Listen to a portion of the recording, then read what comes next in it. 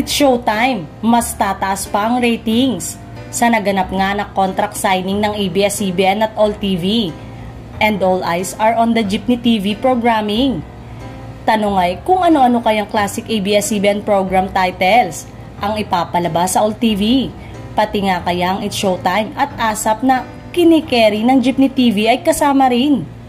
Sa makatuwid ay mas lalong lalawak ang mapapanooran ng madlang people kung mapapanood ito sa dating channel ng ABS-CBN na 2. Ang main naaabangan ay ang TV Patrol sa All TV since in attendance sa contract signing sina Manny, Mark at Camille Villar na napakaraming tarps na paramdam ngayon sa kamay nilaan.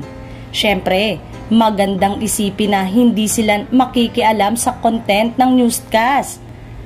Pero layunin ng bagong partnership na maghatid ng saya at balita sa mga manonood ng All TV na available sa Channel 2 sa Free TV, cable at satellite TV nationwide.